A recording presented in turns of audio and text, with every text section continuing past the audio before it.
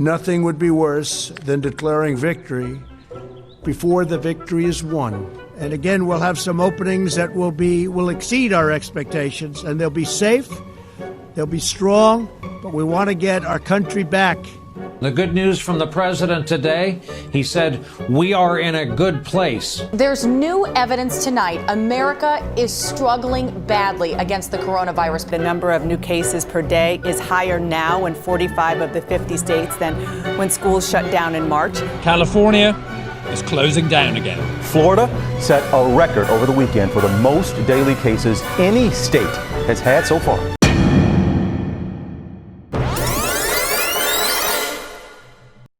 So, the United States, the self-proclaimed leader of the Western world, is seeing COVID-19 cases skyrocket as the virus spreads unchecked across the country. But it'd be too easy to blame the Trump administration for these failings. Sure, every other first world country managed to flatten their curves, whereas America is seeing an increased spike, but that doesn't mean the US government messed up.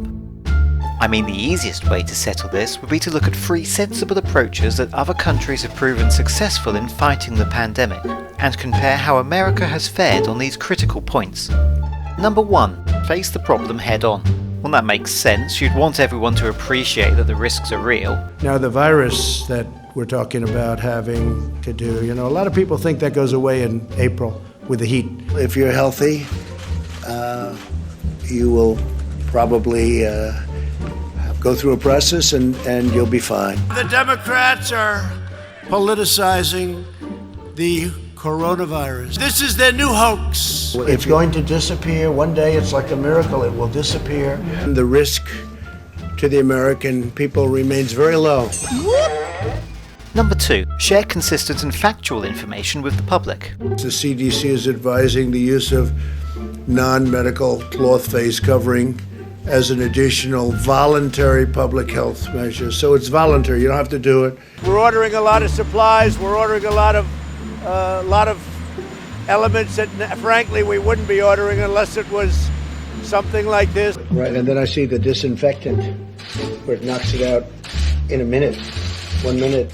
And is there a way we can do something like that by injection inside or you take a solid flu vaccine, you don't think that would have an impact or much of an impact on corona? No. But hydroxychloroquine, try it if you'd like. I feel good about it. That's all it is, just a feeling. I'm a smart guy. I'm not a doctor, but I'm like a person that has a good you-know-what. I tested positively toward negative. When you do testing to that extent, you're going to find more people, you're going to find more cases. So I said to my people, slow the testing down, please. Number 3. Unite the people and support those in need.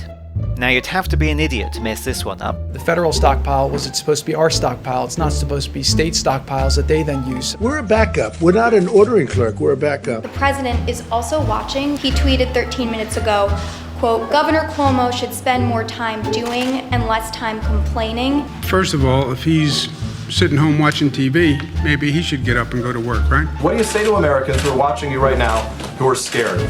I say that you're a terrible reporter.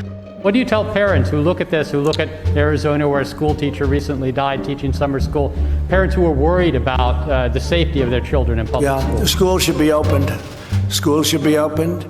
Wow, he really f***ed it, didn't he?